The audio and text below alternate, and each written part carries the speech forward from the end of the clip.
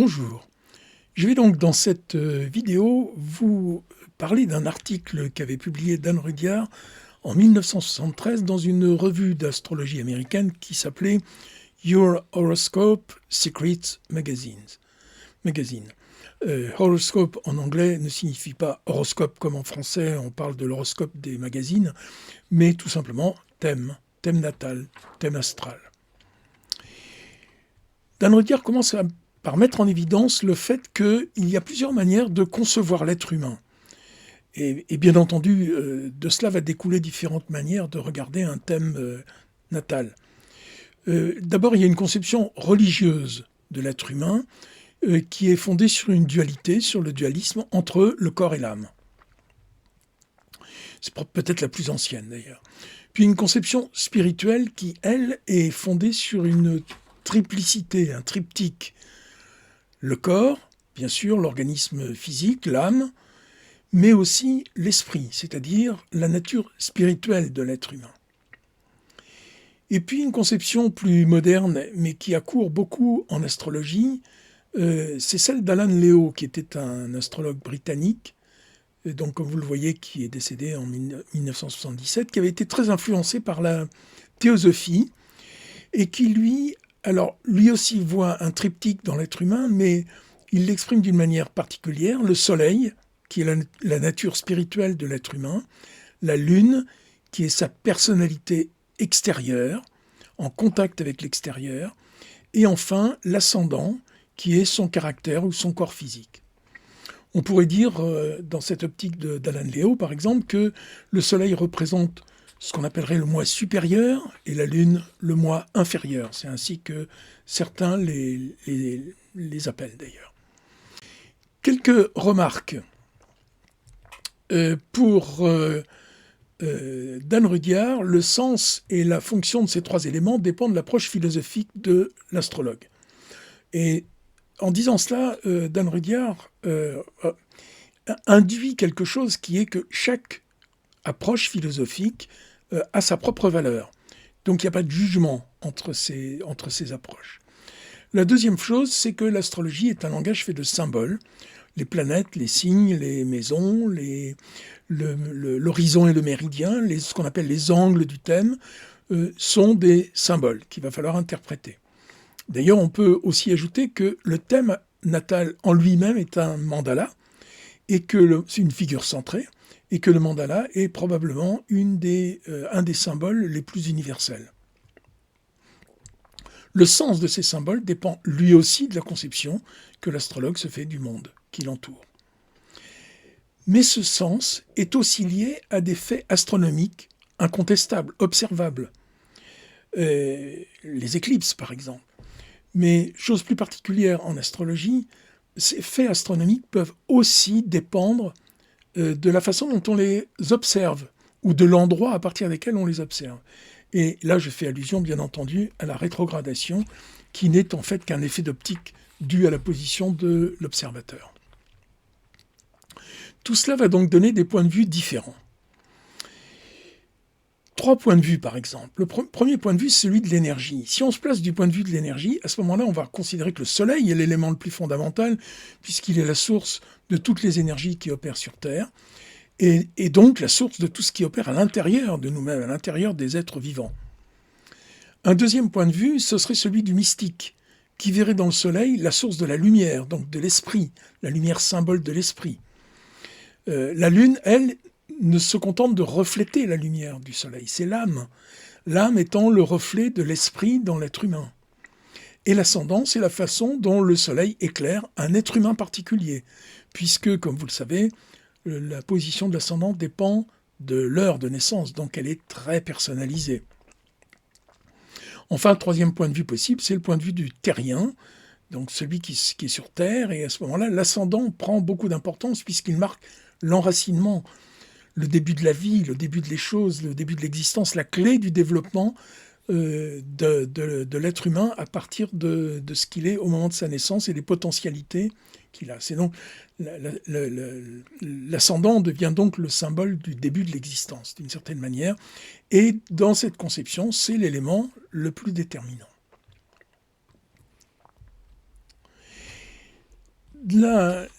Entre la Lune et le Soleil, historiquement, c'est probablement du côté de la Lune qu'il faut aller chercher les premières formes de religiosité dans l'humanité, la Lune étant associée à la fécondité, au changement constant aussi des choses.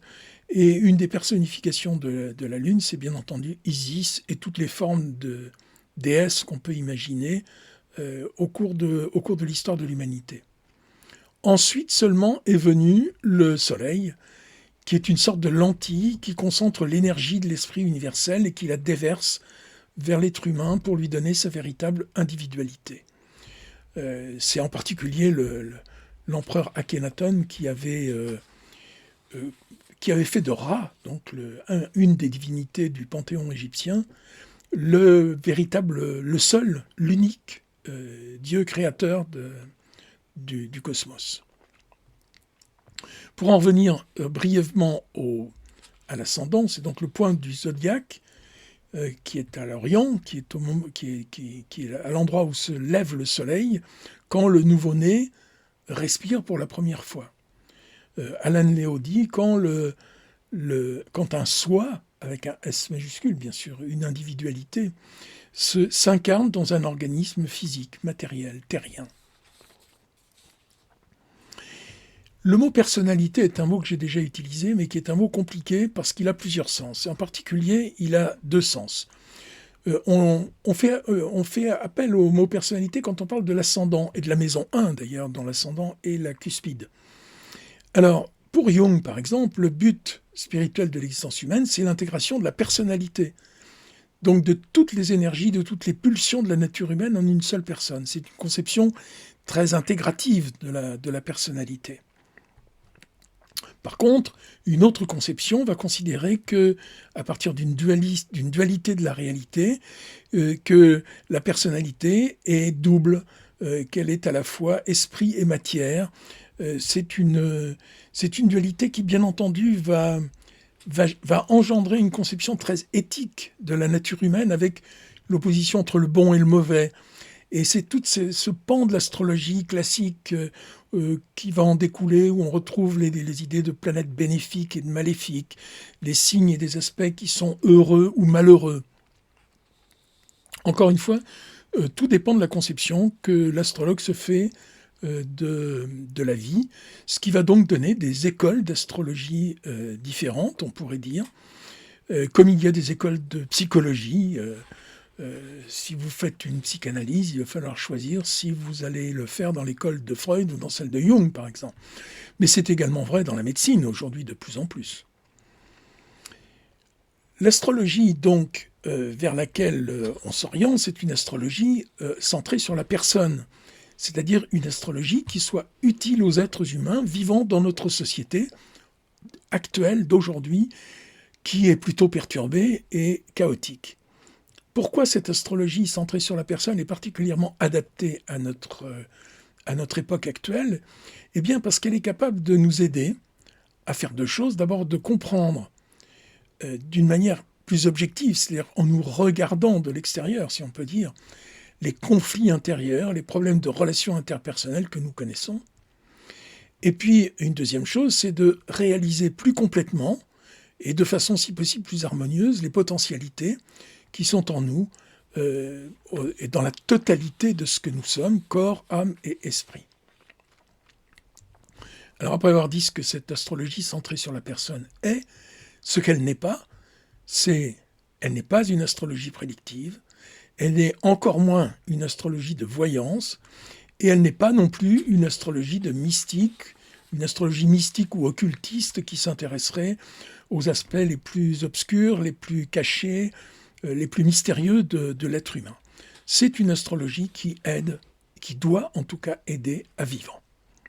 Alors dans cette optique, que représente un thème natal ?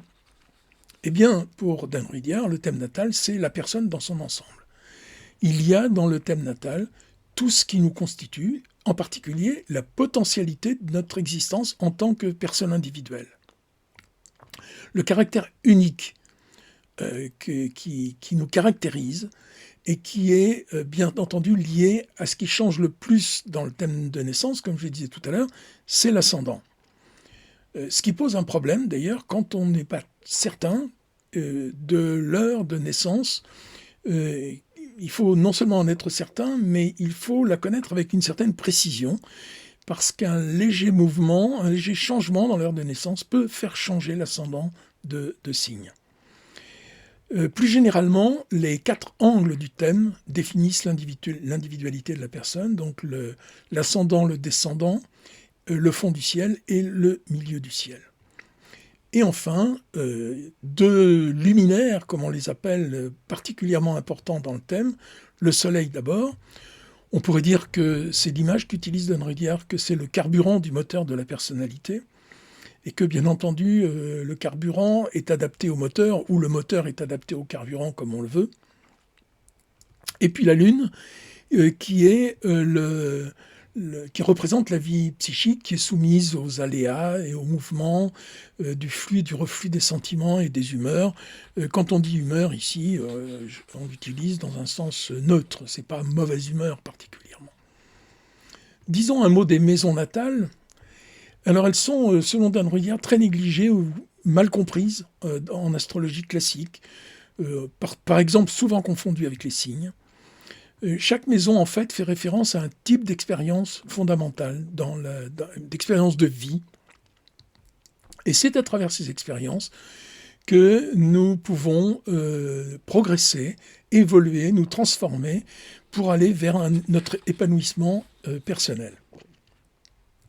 La maison du soleil est particulièrement importante, la maison dans laquelle se trouve votre soleil natal, puisqu'elle représente le type d'expérience qui contribuera le plus à l'épanouissement de la personne si on y concentre nos forces vitales. La maison de la lune, quant à elle, c'est le domaine d'expérience où les problèmes karmiques les plus fondamentaux sont souvent à surmonter, nous dit Dan Rudyard. Pour conclure cet article, il nous rappelle un certain nombre de choses. D'abord, il existe plusieurs possibilités d'interprétation astrologique, comme on l'a vu. Chaque type d'interprétation découle d'une vision du monde particulière, et donc on ne porte pas de jugement, on constate simplement qu'il en découle des écoles d'astrologie différentes.